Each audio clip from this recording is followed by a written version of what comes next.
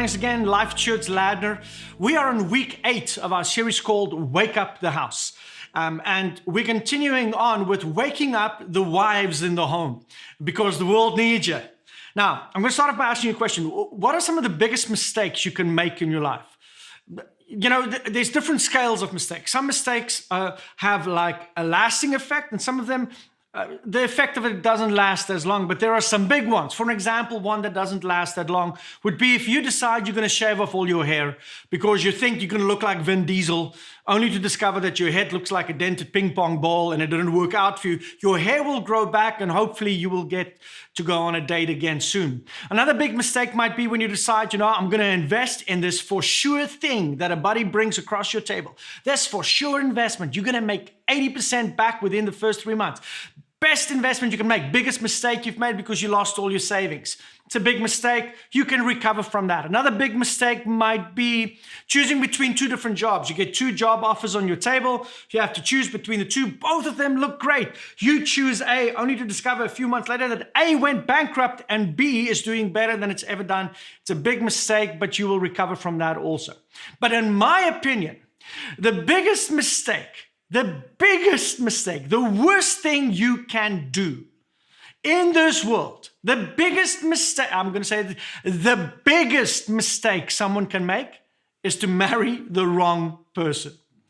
There is no bigger mistake than marrying the wrong woman or the wrong man. Proverbs puts it this way. He says in Proverbs 27:15 about the wrong wife. He says, a quarrelsome wife is like the dripping of a leaking roof in a rainstorm. Restraining her is like restraining the wind or grasping oil with your hand. You just can't stop her from talking. This is what I wrote for the men. This is from Andreas 4:4. I wrote this. A man who only thinks of himself is a jerk and the biggest loser on earth. So there are scriptures for men also, just not in the Bible. But the Bible says this. The Bible says, nothing can be more miserable than having to spend every day of your life with an evil woman. But on the other end of that, there is nothing better in this world. Nothing in this world can compare to being married to a kingdom wife. It changes everything. Because of her, your life is filled with joy and fun and laughter and experiences and peace and comfort and companionship and love making and amazing intimacy. The best life ever with no guilt and no condemnation. Nothing is better than to be married to the right wife. So our goal of this message, and our goal of the series is to wake up people in the house, but our goal of this message is to wake up the kingdom wife. Because the world needs you. Those of you who have fallen asleep, kingdom wives, wake up. Some of you have never been awake. It's time to wake up because the world and your family needs you.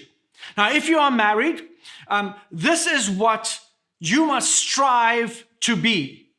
If you are not married and you're listening to this, this is what you are going to train yourself up to be a kingdom wife. Next week, we're going to look at being a kingdom husband.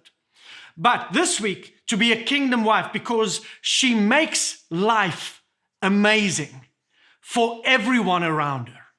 Now, number 1, the first thing that a kingdom wife must do is she must help her man. We looked at this a few weeks ago. It says in Genesis 2:18, the Lord God said, it is not good for the man to be alone. I will make him a helper suitable for him. I'm going to make someone to come alongside him who will work with him to accomplish the divine goals and purposes I have given him. The command to rule his creation belongs to both male and female. Ladies, we have said this over and over again. You are equal in being, but you are different in position and you are different, not lower, in function. The wife must be by the husband's side, covered by him, and she is his helper. And this is not talking about the kindergarten helper. I've got a 6-year-old that the best thing in the week is if she gets to be the helper in class. This is not the kind of helper that God is talking about here. See, one of the reasons why so many marriages are failing today, and we do a lot of marriage counseling, one of the main reasons is because many men are miserable because the wife is not out to help him, but instead she's using the marriage to help her. She has a faulty view of her relationship. And instead of being his partner, being his helper, she looks at the relationship from the place of, what can I get out of this man for my benefit? You've heard the song, she's nothing but a gold digger. Here. Now, that's kind of the mindset that many of the people that we are counseling have today. How can I get this man's help for me, for my plans, and for my benefit? And when the wife loses sight that God's first expectation of her in relationship with her husband is to be his helper, there will be a negative atmosphere created in the home because the order is wrong, and that is a very difficult thing to overcome. So the question which we have to answer, which we haven't answered yet then, what does a helper look like? Now, remember the original word that we spoke about a few weeks ago is the word ezer. Ezer is the word for helper, gonecto, suitable. So God said we have to make him a helper suitable. So ezer, gonecto. Now, in Genesis 2:18 and 2:20, ezer, and this is always and only used in the Old Testament, and it's used in context of a vitally important and powerful act of rescue and support. So she is a helper. She is vitally important, powerful acts of rescue and support. Ezer gonecto is used, or ezer is used 21 times in the Old Testament, 16 times. It is used in reference to God as our helper. Ezer describes aspects of God's character. He is our strength. He is our rescuer. He is our protector. And he is our help. And this very same word is the word that God used to describe the first woman. She is to be his helpmate. And this is not kindergarten in any way, shape, or form. There's nothing kindergarten about this kind of help. Eve was someone who would give vital strength to Adam. So that means we can make the following assumption. If God expects you to be a helper for your man, it means your man needs help. I will be the first to admit it. Hello, my name is Andreas. I am a man, and I need help from a woman. I need Irmary's help every day. I need her strength. I need her wisdom. I need her kindness. I need her support. I need her love. I need her respect, her companionship. I need her every single day of my life. I am not complete in myself. And that's the reason he created you, ladies, because it was not good for man to be alone. Alone meaning on his own. We are terrible on our own. There is a very strong chance that we might die from a cold on our own. But seriously, ladies, we need you. Ladies, allow me also to expose just some of the help issues, some of the helper efforts in your own life, something that you might be able to recognize. So I'm going to expose some of the helper issues that's there in your life. Now, if you are a wife who are constantly finding fault with your man, guess who his helper is? I'm going to say that again. If you are a wife who are constantly finding fault with your man, guess who that man's helper is? If you are saying, my man is messed up, guess who that messed up man's helper is? You said it. Yes, it's you. If you are saying, my man is a loser, a no good for nothing, well, guess who that loser, no good for nothing's helper is? and who's helping him to maintain his status? You are. You cannot proclaim that he is not what he should be if you are not fulfilling your role as the helper that you are supposed to be. Are you a good helper? Or are you not such a good helper right now? Reminds me of a story about an office assistant. He was a junior assistant in a large company and keen to work himself up in the company. He would work late, late hours at the office. And one evening, he was just about to head home when he saw his boss standing in front of the shredder holding a document. I'm so glad you're still here, his boss said to him. I was wondering, if you could maybe help me with this. You see, my secretary has already gone home, and I don't have a clue how to work this machine. Of course, no problem, sir. I'm so happy to help you with such an easy task. So the office assistant took the document, he inserted it into the machine, and he pressed start. That's excellent, the boss said to him as the document vanished into the shredder. Now, I just need 2 more copies of that. I know you are laughing out loud. Here's the thing, are you helping or not? Are you helping or are you destroying? See, Adam, desperately needs the right kind of helper. The kind of helper that's different than him. Remember, we said last week, God made male and female. Male and female, they are different in production. Now, men and women have practically the same set of about 20,000 genes. The only physical difference in their genetic makeup is really in the sex chromosome. Only males have a Y chromosome. That means we are basically the same, but there's one difference that makes us a different product. It is the Y chromosome. Now, I will make him a helper that is different than him, but suitable for him. I will make him an Ezer Genecto. Powerful, strength, helper, suitable for him, but different than him. Now, you can identify as whatever you want, but it doesn't change your DNA makeup. And science can change your DNA makeup. So Adam needed the one who was different than him in order to complete him so that he can fulfill God's program for them. So when the faults of your husband shows up, they are opportunities for you to fulfill your biblical job description and not simply enlarge his faults that you have found. It's not the time to tell people how he has messed up, but rather it is the time to step up with your help. So the description of the divine kingdom wife is given to us in detail in Proverbs 31. Almost the whole chapter is dedicated towards explaining what this helpmate looks like.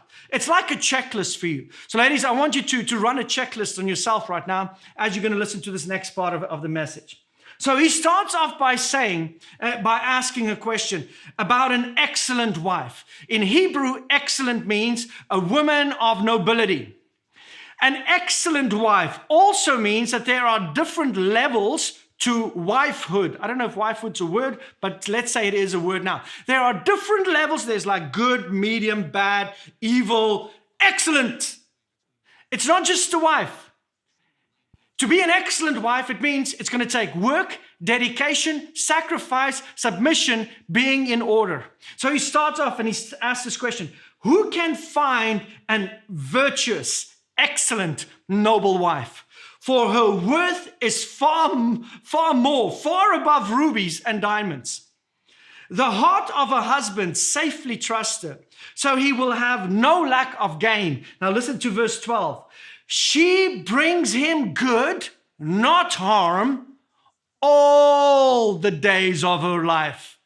Only Thursdays and Fridays, all the days of her life. She brings him good, not harm. Ladies, it's just time to kind of check where you are at in this checklist. She brings him good all the days of her life. A noble woman.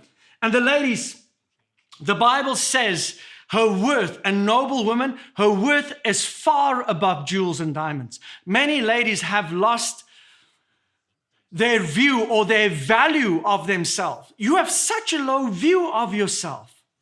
And because of how low you view your role as a wife and as a woman, in return, what it is doing, it is decreasing your value as a wife and a woman. And when you look at yourself and your role as an expensive diamond that has a contribution and value, man, you will be treated and you will expand like a diamond.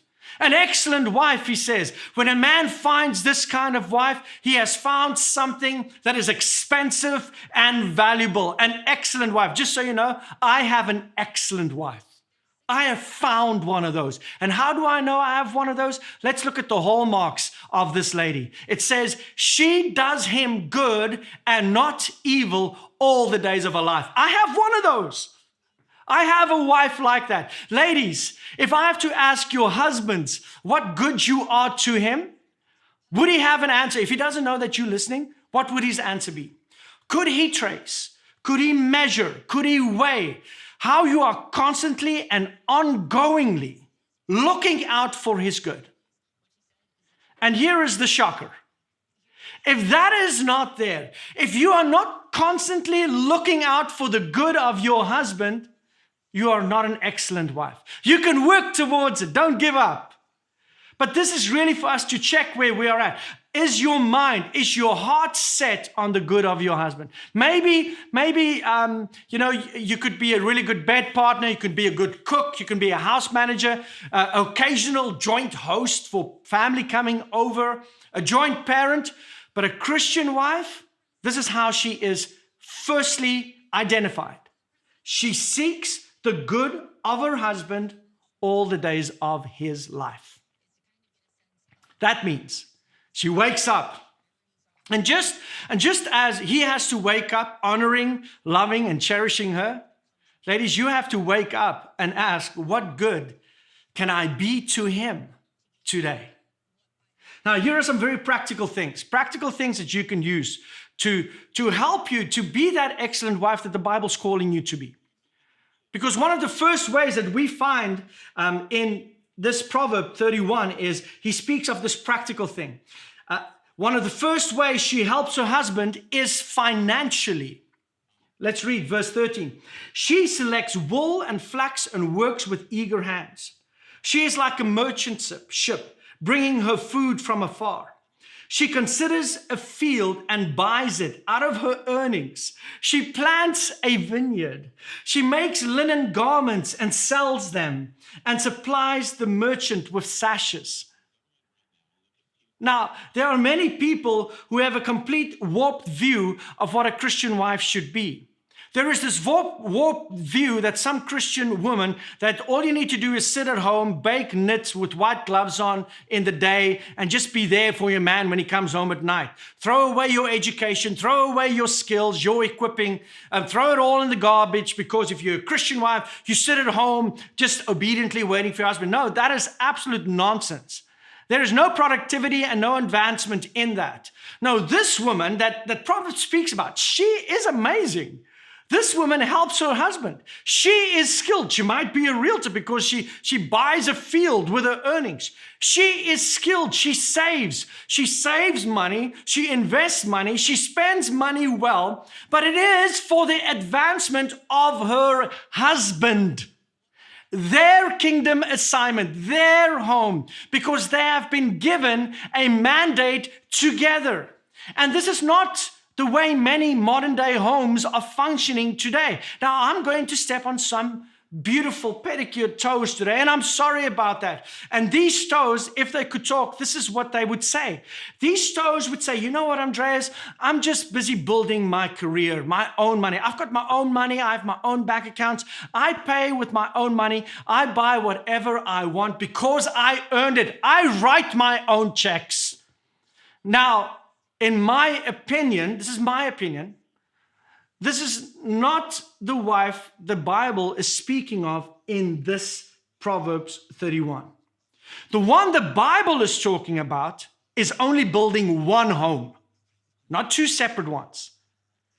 The one he is talking about is only building one home, And that is the one where her husband comes first.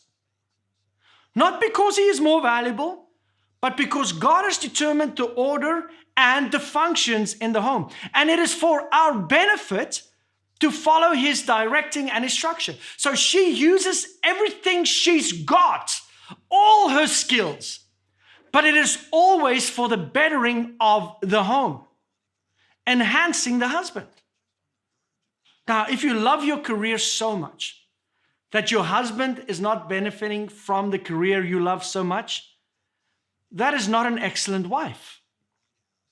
You've bought into a lie that you are your own woman and you live your own life and he's just an inconvenience. Sometimes he's convenient, but mostly not. That is a lie from hell. The independent movement, male or female, I believe is a complete lie, because the two will become one flesh, never to be separated again.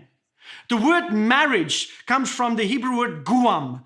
Guam means two separate objects. You can take a piece of rock, a leaf, a branch. Two separate objects are fused together under pressure to form a diamond.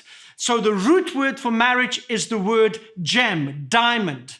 So marriage is two objects fused together, never to be separated again. But we are not to live a life, if we are married, where it's just focused on me, because that means you've taken the root of marriage and destroyed it. It's not about me, myself, and I. That's a lie. Men, you have been given the same instruction. We are to live a life where our goal is to serve and love others as Christ has loved us. And besides that, God's order and instruction to the wife is you are to be submitted to your husband, be under his covering, and your first instruction is you are to be his helper. He says that this woman, this excellent wife, the one that I've got, while she uses her skills, her education, and her gifts, the husband knows that it's all for the home that they are building together. Does your husband know that you are building one home? Remember, we are building a marriage, a family, dreams, a future to last. That's what we are busy building. That's what we are waking up to. We are putting down foundations that will cause our home to stand against any attack. And you are free not to take God's instruction and see where it leads. But I plead with you, take his instruction, because I want your lives to be a testimony of God's goodness. See, when a marriage gets to a place where you're not looking for the bettering or the betterment of your husband, you have joined the enemy in his plans to bring disorder and to break the relationship. God did not give you a husband for you to be an independent single woman in the marriage. I live my life, you live yours. No, that is the end of the beginning of your marriage. Now, he gives you a husband so that the two will become one flesh and build a home and a family. And in that one home and family, there are roles to play and functions to fulfill. And the value of the persons are the same, but the functions are different. Your gifts, your skills, and your abilities are to function to help him build the home, because he will be the one responsible and accountable for that home. And if you want to be a kingdom wife, an excellent wife, and I encourage all of you, I hope this stirs in you a desire to look at what you've been doing, to say, I want to be everything that God has called me to be in my function as a wife. I hope this stirs you. I hope this encourages you to look at your alignment, to make the adjustments if there has to be adjustments made. Your desire should be, I want to be under my husband who is under God, and I'm going to be under him, because I know that's the safest place where I can be. Now, another important point to make. Ladies, please hear me when I say this. I have seen this, again, through counseling and through experience with other people's lives. I have seen this. No other man ought to be better off because you spend your help on them first. It is your home first. See, now, I can't see you right now at your homes, but I can imagine Sunday when I'm preaching, I know some of you will be wearing masks and I can't see your facial expressions, but I can see some of you have your noses doing that thing where it's like you're smelling something that doesn't smell good to you. And the reason your face is doing that is because you're hearing something that you don't necessarily like. And I want to say again, please hear me. This is not with the intention to offend or upset you. This is based on God's original truth for marriage, for male and female, for husband and wife. And my goal, really, please hear me, this is my heart's cry, is to help you to build a home God's way based on His instructions, because you will be protected. So let's recap. She helps him financially. She helps him physically by supporting the home. She helps him parent. The husband's job is to manage the home, but she is to help him. Now, we will get into this next week into more detail when we get to the men. But she is not to replace the husband in the home. She is to help the husband. Now, why would God ask the wife or the woman to prioritize the home? And we shared it 2 weeks ago. It is because family is priority, because the job of the home, the family, is to expand God's kingdom. The kingdom of heaven on earth is to be expanded. How? Be fruitful and multiply, subdue and fill the earth. So our families is God's way to expand His kingdom. That's why in the centerpiece of family, we have marriage. And that's why God values it so much. So she helps him financially. She helps him physically. She helps him parent. And now in verse 23, she helps him personally.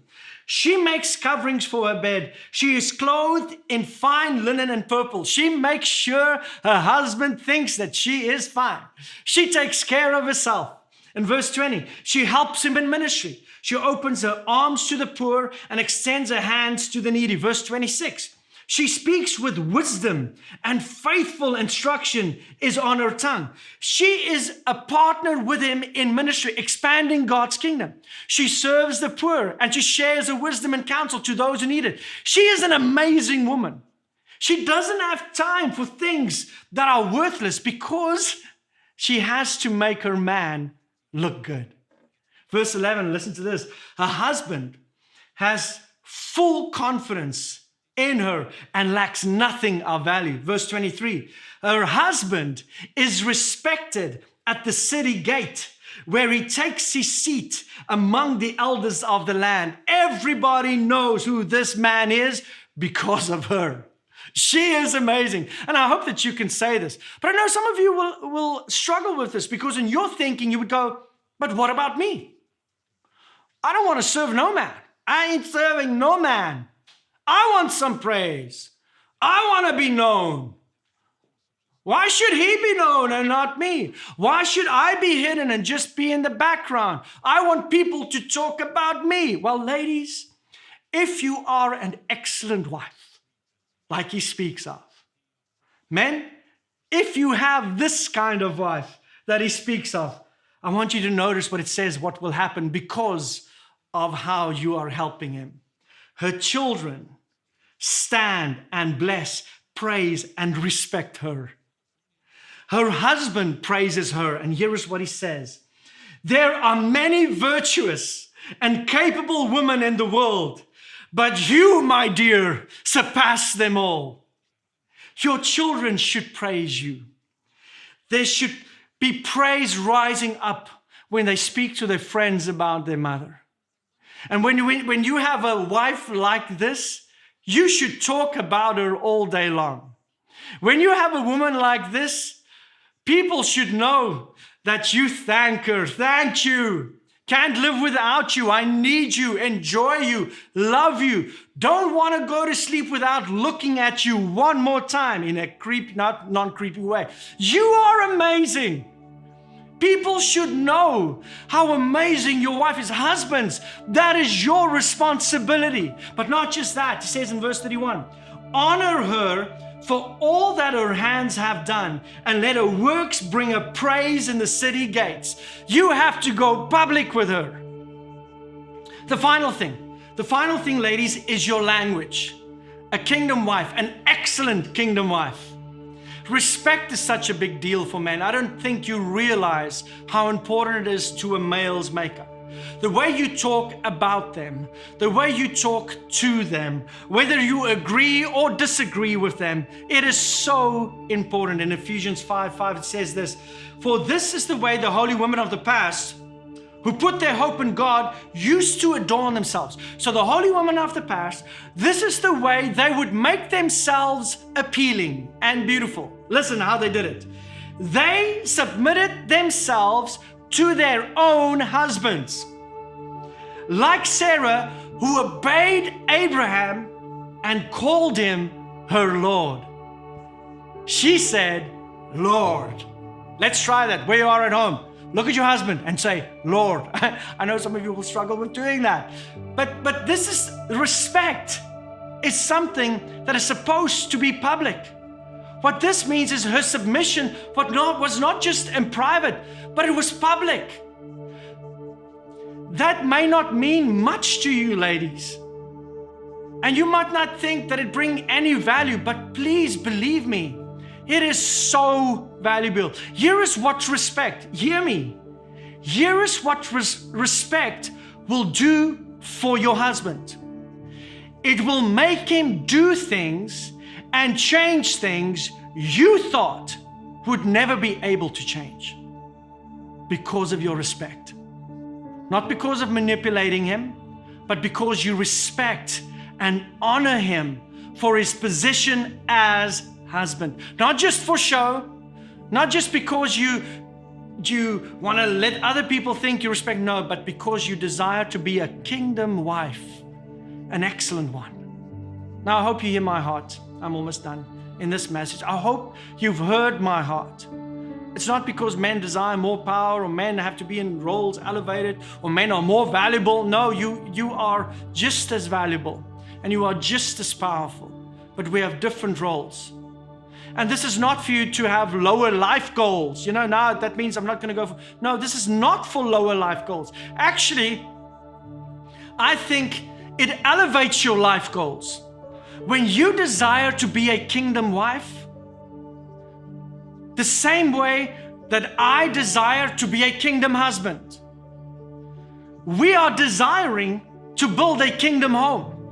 To build a home and a life that will last against the storms, that will leave a legacy for our children's children to come, for things that they can learn from me that's transferred to my children, to their children's children, about how I treated their mother and about how my wife treated her husband. Husbands, we will get to this next week, but my number one job in life, except for serving Jesus, is making my wife happy. And when I ask her, "Are you okay?" I am not threatened by her response. I will change anything in my life to take care of my wife, because I know she desires to be an excellent kingdom wife. I will do anything in my life to take care of that woman. And one day when I get to heaven, the number one stewardship assignment that I have to give account for will be, how did you take care of Andreas Basson? That is the responsibility on the husbands. But ladies, your number one job, except for serving God, is to be an excellent kingdom wife for your husband. Why? Because you are part of God's plan for this world that we live in. And the world needs kingdom wives. Let's pray together. Father God, we thank you for your goodness. We thank you for your plans and for your instructions. And Father, wherever we need to make adjustments to be aligned appropriately with your word and with your instruction in regards to our relationship, I pray, Father, for a willingness in every male and female, husband and wife that's listening to this message. I pray for a willingness inside of every single one of them to say, yes, I will make the change, because you, wife or husband, you are worth it. And Father, I'm thankful that you've given us marriage. I'm thankful that you've given us a helper and a helpmate. So Father, I pray for every wife and for every home and every husband. I pray your blessing over every single one of them. In Jesus' wonderful name we pray. Amen. Have a wonderful day.